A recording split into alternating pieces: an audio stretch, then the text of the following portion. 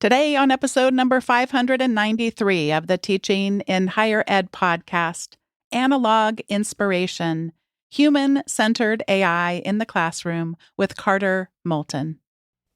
Produced by Innovate Learning, maximizing human potential. Welcome to this episode of Teaching in Higher Ed. I'm Bonnie Stahoviak, and this is the space where we explore the art and science of being more effective at facilitating learning. We also share ways to improve our productivity approaches so we can have more peace in our lives and be even more present for our students.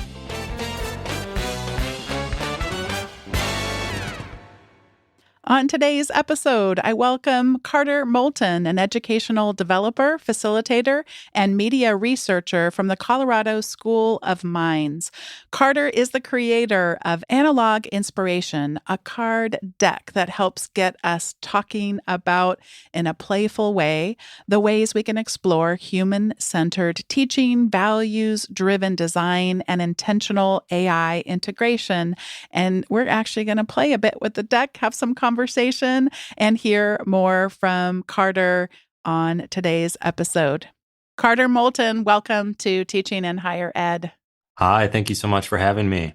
I'm having this flashback to that movie, and it's going to be a really bad flashback, but I'm actually having two movie flashbacks. The HAL computer, can we play a game? But then also there was that movie called War. Can we play a game? Anyway, I'm mixing my metaphors here. It's bad because we just started and I'm already mixing metaphors, but you're going to do something with us a little bit different today. You're going to be introducing us to a game. Before you start guiding us into the play part, would you tell us a little bit why this particular game came into being? Yeah, well, again, thank you so much for having me. I'm here to talk a little bit about the Analog Inspiration card deck, which really is a professional development resource under the guise of a game. But I think it is a game in the sense that we're bringing people together. We've got some cards that people are shuffling, picking, flipping. There's an element of randomness to it. But it's called Analog Inspiration because it centers around my own kind of personal tension. I think you'll see tension in this card deck with what we think about generative AI in education. So AI, Analog Inspiration, the sort of in-joke there. But really, I wanted to create something that would bring faculty together and talk with each other and wrestle with these moral and ethical questions. So the card deck is 48 cards. And each card includes a different human skill or value or concern. Things like hope. You may not talk about hope very much with faculty, but other things like critical thinking, critique, iteration, different skills and values that we as humans want to talk about. And so I created that with faculty in mind to bring faculty together. There's a lot of different ways to play, and some of those are on my website, but really just as easy as picking a card, reading it, and going from there, because each card has one idea for how you could integrate AI into the classroom in a way that aligns with or explores that value. So hopefully we can kind of model that today together, just shortly, have some fun together with it and see how it goes. Yes. So Carter has a deck in front of him. I have a deck in front of me. And I do want to say thank you to Tolu Noah, who is the person who told me about this deck. She knows that I love all things card decks. And thank you to you, Carter, for creating it and for being willing to play this game together. So I am whatever you'd like to tell me to do, I'm ready to follow instructions. Okay. Well, there's a few different ways. I mean, the first way, if we weren't on a podcast and you were alone, you would just flip a card and you would read it. So let's go ahead and pretend that is the case. And so just pick one card. Okay. I'm going to shuffle because I can't help it. Go ahead and shuffle. I also just love the They act do of come in shuffling alphabetical games. order, so give them a good shuffle. Yeah. I don't know if people can hear how good I am at shuffling cards. They're actually a good size because I find that if they're too small, some of the cards we play with kids, I'm not actually as skilled as I remember being in my younger days. But with this one, it's a good, perfect size for like shuffling. All right. Yeah. Okay, I am shuffled and I am drawing a card. Are you going first or am I going first? I'll go ahead and go first. Okay. So I got perspective. And the little AI idea on this card says, Ask students to share their working thesis, hypothesis, or project pitch with AI, and ask it to point out stakeholders, variables, counterarguments, or other things they've overlooked. Students can then revise their work to address these gaps, reflecting on how these perspectives have impacted their own. Okay. So if I were alone, this is really just an ideation, sort of an inspiration moment for me as an educator where I'm saying, where in my course do I have my students turning in a project pitch or a thesis or some sort of work in progress where they can actually ask AI to look at what are the things I'm overlooking in my work? How can I address those? How can I get a new perspective on this? And so that's one way that we can build perspective and empathy, I would argue, through that card idea. What do you got, Bonnie? All right, I have the card play, and it says host an AI supported sandbox session where students work in teams to creatively build something using course concepts. This could be anything: a speculative design, prototype, business plan, simulation, game, app, or even a comic or theme park ride. I love that idea. Encourage openness, connections, and creative risk taking.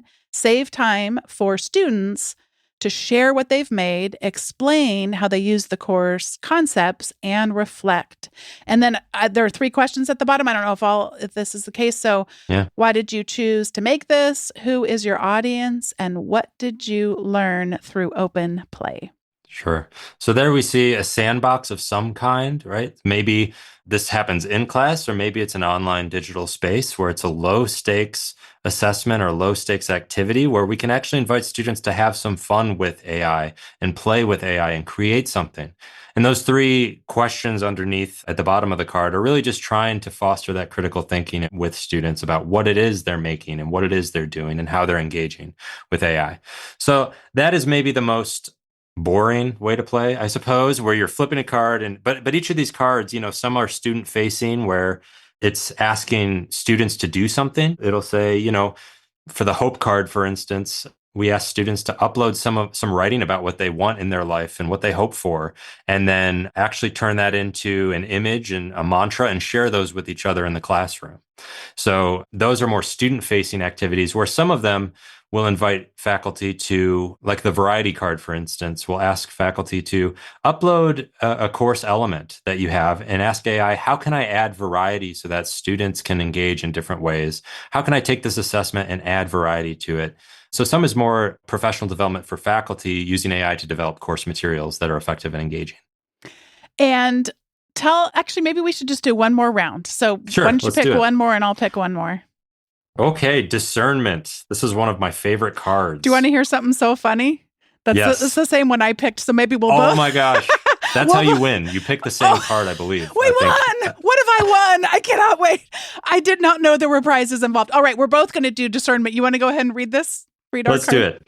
Okay, so I'm looking at a big image of an eye, and then it says the word discernment, and it says, what am I trying to avoid by using AI right now?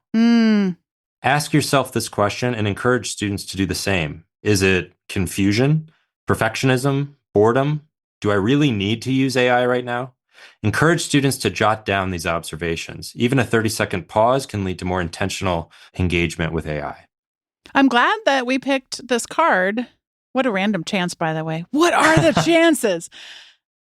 I love it because it kind of brings us into the next part of the conversation. And that is that we've been having a lot of conversations about redesigning assessments. And I particularly, of course, am reflecting on all the conversations with people for whom teaching writing is a central part, not just of their job, but really of their sense of purpose and their sense of mission in their lives, and wanting to think how to redesign assessments and just how challenging that is for people. And you used the word tension earlier, Carter, and I certainly feel those tensions both here on the podcast and also where I work. You're encouraging us not only to think about redesigning assessments, but you'd like to encourage us to think about redesigning something else. What is that? Yeah, as I've tried to stay up to date on all the AI takes and research out there, I see a lot of discourse about redesigning our assessments, as we should be thinking about, to center learning, and redesigning our policies to make sure that we're not just prohibiting, but we're also bringing students into that conversation in some way. A lot of different takes on redesigning those 2 items of our course.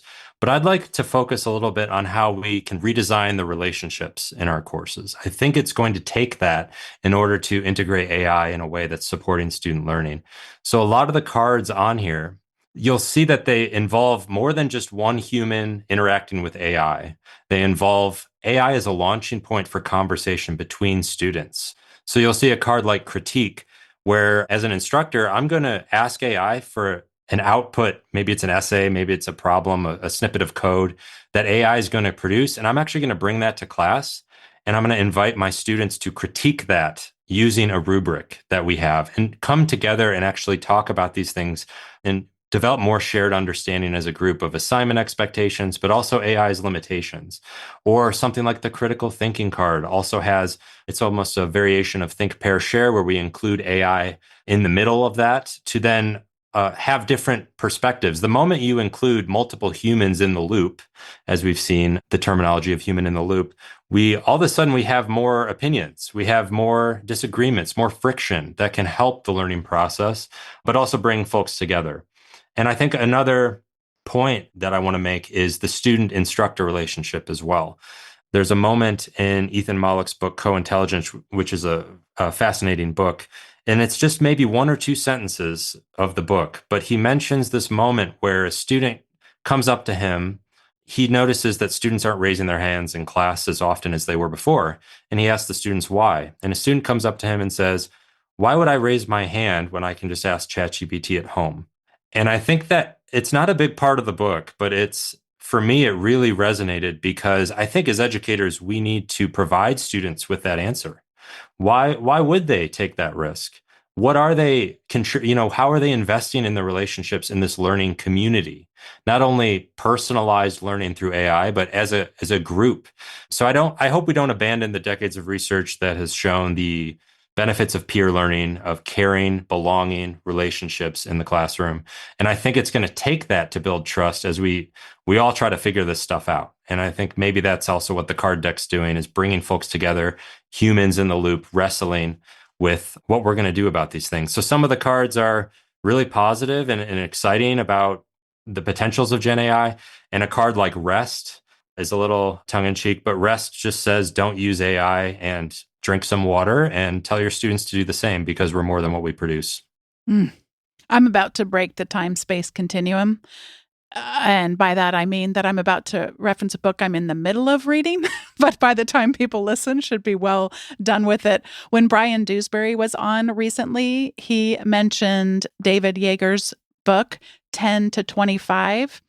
And I don't have the subtitle in front of me, but I'll link to it in the show notes. But it is really about how to motivate young people at that ages. And I've been really fascinated so far at just the similarities between, so our kids right now are 10 and 13. So, on the lower end of that spectrum of ages that this book about this research is embodying.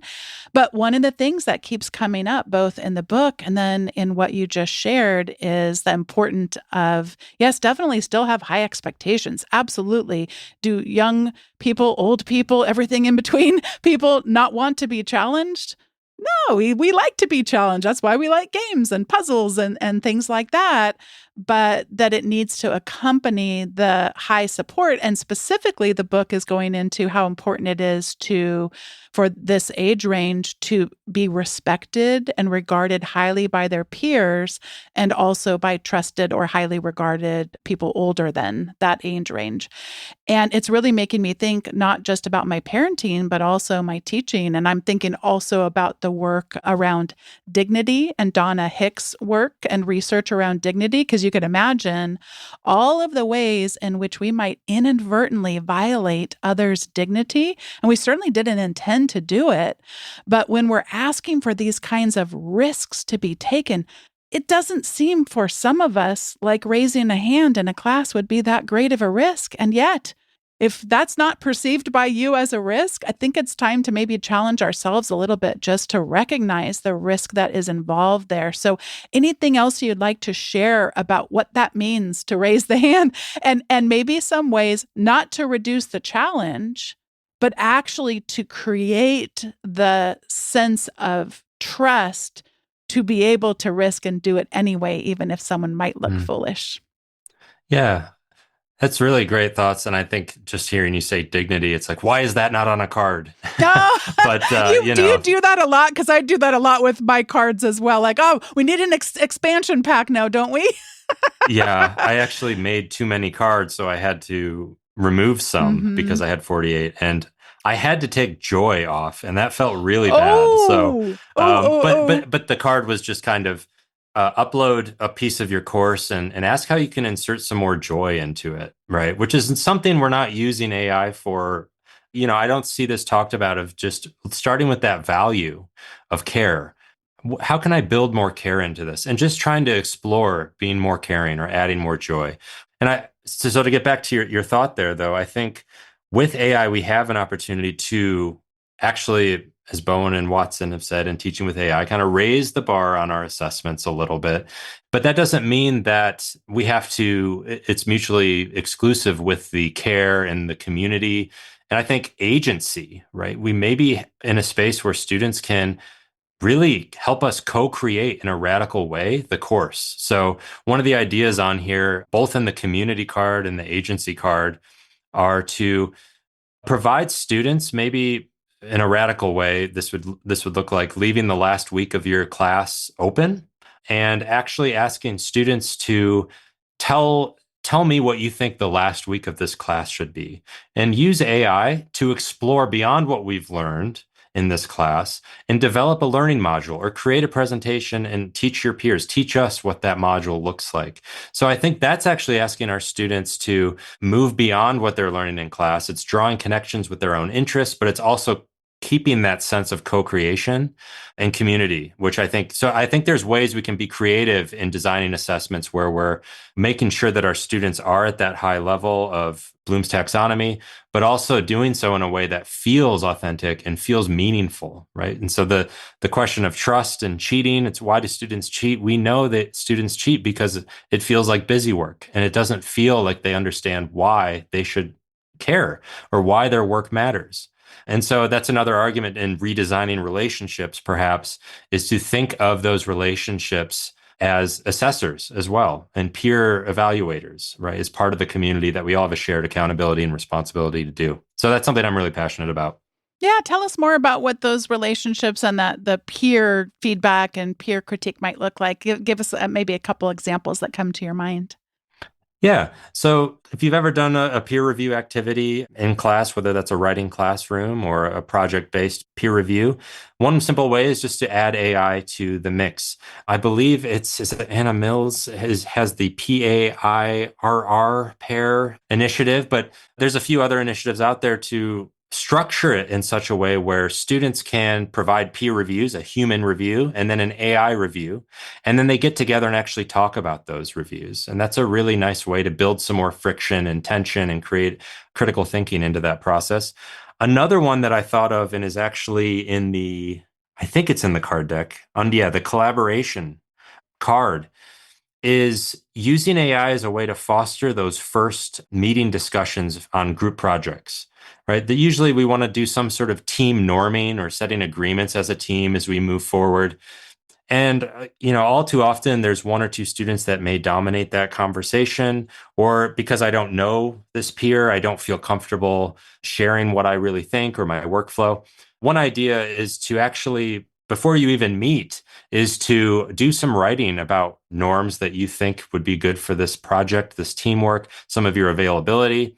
And then actually each team member would upload all of those things to AI, and AI would synthesize all those things and make a draft of like, here are our team norms. Here are some of the things we agree to, some of the responsibilities we're interested in pursuing on this project, as a way to just set the foundation for the idea that everybody has value in this team and responsibilities that are going to tap into their interests. So those are a few other examples of ways that I think we can be creative with AI to center those relationships.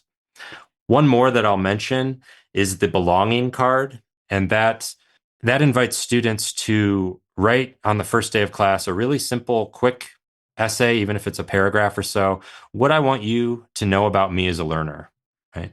And, if you've got 100 students, you probably aren't reading all of those. But the idea is that students can actually upload that to AI, and then ask AI to write a similar letter that is generic.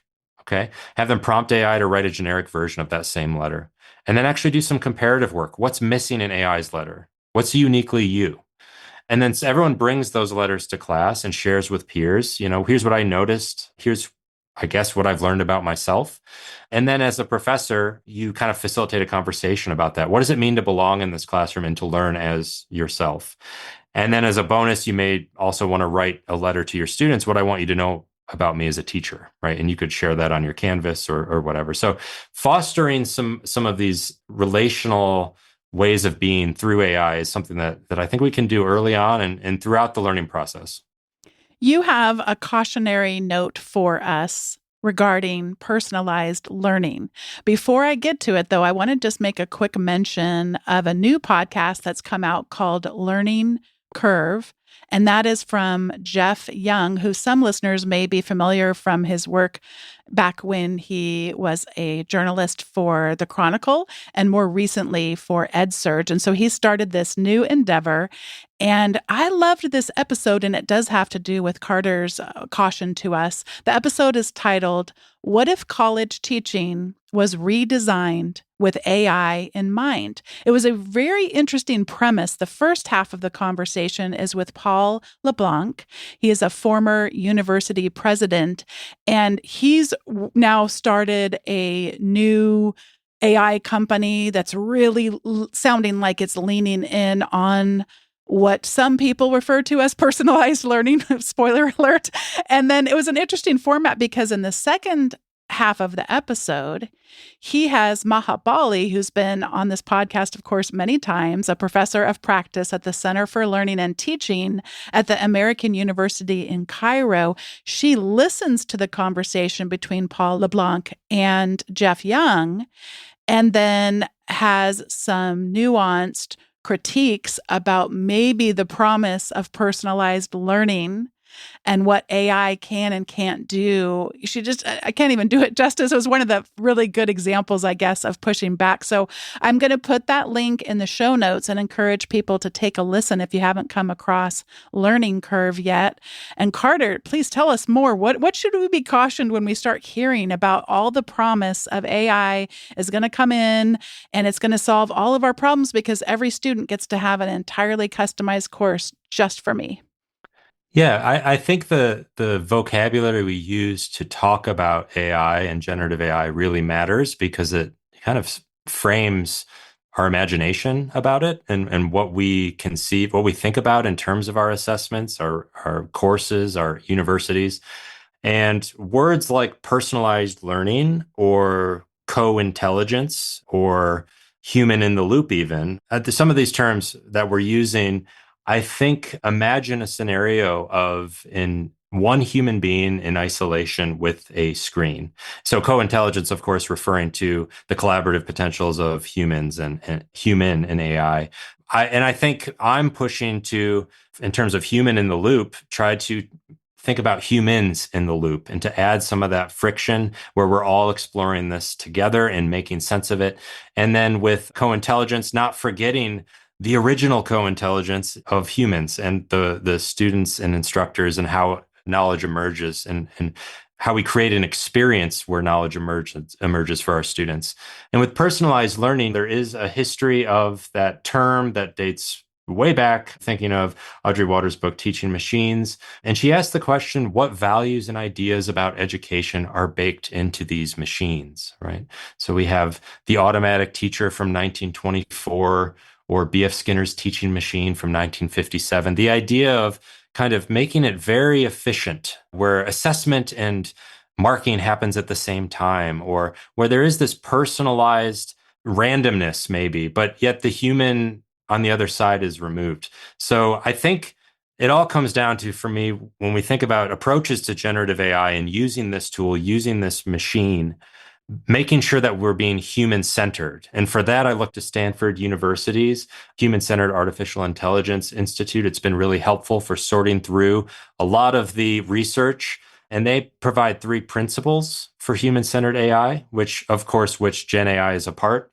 The first is that it should be inspired by human intelligence. We should be in the driver's seat. The second is that AI should augment, not replace human capabilities. So this really gets into questions of what skills and knowledge our students are going to need to know. What are they offloading? And the friction card in the card deck actually invites faculty to just take one of your assignments, upload it to AI, and try to get a response without doing any learning. Totally offload it. What do you notice? What is the real learning opportunity here, and how can you redesign to add more friction? So we don't want to offload or replace those human capabilities and skills.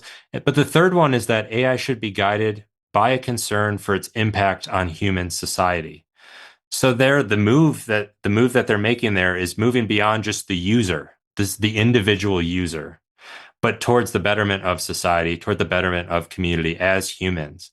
And I think the only way that we understand that is by coming together, maybe over a card deck, and wrestling with these questions together. And some of these cards, a card like kinship, for instance, is grounded in indigenous AI approaches that make us think beyond the classroom, beyond the career, but toward the environment, towards our non-human friends, the animals, and how all of these sorts of course concepts that we're learning link out to those and impact those ecosystems. So being mindful of those three things together has led me to make this card deck. Hopefully the conversations will be rich among faculty. This is the time in the show where we each get to share our recommendations. I have two. I guess I have three. I think it's probably already obvious. Please go to Carter's website. And if you're so fortunate to get it while he still has cards left, you should buy yourself an analog deck. He does have a digital deck available if you're too late or if you would prefer that. And you got to check out the resources. So all of those will be in the show notes. If any of you were ever thinking about creating a card game yourself, I went through this at my work of trying to decide, should we have the mail and copy center print it, do it on nice card stock? I am here to tell you, spend the money, get custom card decks professionally printed. I'm holding Carter's in my hand right now again because I can't resist as I close out the show here. And the ones that I had done for the Go Somewhere card game that I created, I mean, it makes such a difference. And so I linked to the company that I used. It's called makeplayingcards.com, but there certainly are a lot of companies out there like this. I liked it in terms of the price point. I liked it in terms of the simplicity. And it does, most of these companies, they are shipping likely from another country. And so you do have to have a pretty long runway to be able to wait for those shipping times. But I will tell you the cost and the wait time, it was so well worth the wait. So that is my first recommendation, is just do it. Just do it. You know you want to, so you should just do it. I found it really worth it. And then the second thing that I wanted to share is in the realm of analog as well. And that is, most of the time these days, I do my reading on digital platforms. And so if it's sometimes the publisher, actually a lot of times the publisher will send me an advanced copy of a book that's in a PDF. So I'm reading that in an app called DevonThink. If it's something that I bought, I'm typically buying an ebook and doing the highlights and doing digital reading. There are some books which you need to hold in your hands, and some books which you just need to be able to see those on a page. And the digital books just absolutely can't do it justice. And so I came across this book over the summertime. Our kids, a lot of times they'll kind of send out books for, this is good summer reading to get you ready for whatever the next grade is or whatever. And I love that sort of thing. So I was on all these different book lists of like, these are the best books about X, Y, or Z. And I can't even retrace my steps because I did not do a good job of saving the bookmarks of all these different lists of books I came across. But one of them is called Hidden Systems: Water, Electricity, the Internet, and the Secrets Behind the Systems We Use Every Day by Dan Knott, and that's Nott. I was instantly intrigued because I know for myself these are absolutely hidden systems. I knew more about the internet just because of my technology background, but I knew hardly anything at all about our water systems and about our electricity systems. And it was really a fascinating read. I don't tend to gravitate toward more graphically written books like this. I tend to get impatient. I'm just used to reading more long form and not in that format. But for this, I needed those pictures. I needed those diagrams and just a sense of place and spatial knowledge that just would not have been possible with solely the written word. And even if you weren't interested in these three things, which I would say everyone should be interested in these hidden systems, but even if you weren't, I found a lot of inspiration from the author's use of keys and symbols throughout the book. So I'm just intrigued by this symbol you'll notice across the book always means this, and this symbol always means that. And I just think when you get these little glimpses of the behind the scenes of how somebody created a work of art like this, I just find it super intriguing. And it made me want to pull out my Apple Pencil, which has been sitting in my backpack, not attached, so not charging for a while, and like get it out and just start doing a little bit of sketching. Try some sketch notes the next time I'm in a meeting or something or at a conference. It just made me want to draw and color and experiment and think about things more visually. So those are my two recommendations, and I get to pass it over to Carter for whatever he would like to recommend. And by the way, Carter, definitely not cheating if you have anything you want to say about printing custom card decks, because I didn't know if you wanted to chime in there, but you're welcome to say anything in reaction to either of those two things and then whatever you'd like to recommend. Okay. Yeah. I love that your recommendations are playing with the analog digital. I'm gonna do that as well. But I do want to say two things before we get into the recommendation, or one thing before we get into the recommendation is I'd echo what Bonnie said about the cards. I think for me, the design work was the most enjoyable, and I'm most proud of the design work, to be honest, because I think that at least in professional development resources, even when we think about our student resources, our course materials, think about seeing that blank white piece of paper with some text on it, or that index card. These spaces, I think we can maybe put design into our pedagogy in a way that shows, whether it's professional development or it's our students, that we want to create a certain kind of experience where maybe it's a little bit different from what they've experienced before. And that, I think that in and of itself can foster that maybe courage or curiosity or exploration of whatever the content is, be it AI or anything else. So just a plug for all the design work that goes into resources, as well as the Go Somewhere cards. In terms of recommendations, I want to just recommend your recommendations page, honestly, but it's a very good page. I was on there. I saw Derek Bruff did Wingspan, Somebody Somewhere, you did, Bonnie. But if we're keeping it on the analog digital question, I would recommend two cookbooks, actually. I've been doing a lot of cooking, and honestly, I usually find myself watching YouTube videos, and I find that it kind of helps me. I can rewind and look at the technique and try to learn technique. But there's some books, like you said, that you just want to hold, you want to open, you want to look at those photos and read and have that contemplative moment. The first is Cooking with Vegetables by Jesse Jenkins. And it's a really nice book because it appreciates vegetables for what they are, not in terms of being healthy or being vegetarian, but it really treats vegetables kind of like the main dish, whether that's searing a piece of cabbage and putting other sauces on it, the way that he treats vegetables is really fun. And his photography is amazing. And the second one would be First Generation by Frankie Gaw. He's a Taiwanese American chef and grew up in the Midwest, so ate a lot of fast food and chilies and these sort of staples, American staples, but has twisted all of them to represent his culture. He has a really wonderful scallion mac and cheese recipe. So that's kind of where I'm at. So that digital cooking versus sometimes I just want to sit with my book and cook that way. So yeah, hopefully that made sense. Oh, absolutely. What a delight. They sound so unique. And it was also fun to have you share just about the design that goes into some projects like this and what a difference it can absolutely make. I want to say a generous thank you to Tolu Noah for even making today's episode possible, because who knows, maybe I would have come across your work, but certainly not as quickly as I did. Thank you. I went to that order page faster than you could imagine. And just thank you so much for all the work that you put into these cards and your generosity. I've so loved following you on social media. And we were joking about the expansion pack, but Carter has added cards as they go, and he'll include them on the various pages so that you can keep modifying and adding additional elements into these conversations that are possible through the deck. Thank you so much for your time today. Thank you, Bonnie. I really appreciate it. Thanks once again to Carter Moulton for joining me on today's episode and talking to us about analog inspiration.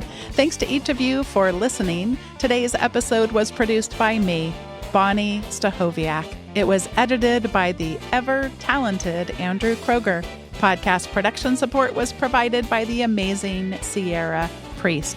If you've been listening for a while and haven't signed up for the weekly updates, now is your moment to shine. Head over to the Teaching in Higher Ed website, teachinginhighered.com/subscribe, and you'll start receiving the most recent episodes, show notes, as well as some other resources that go above and beyond and can only be found in those updates.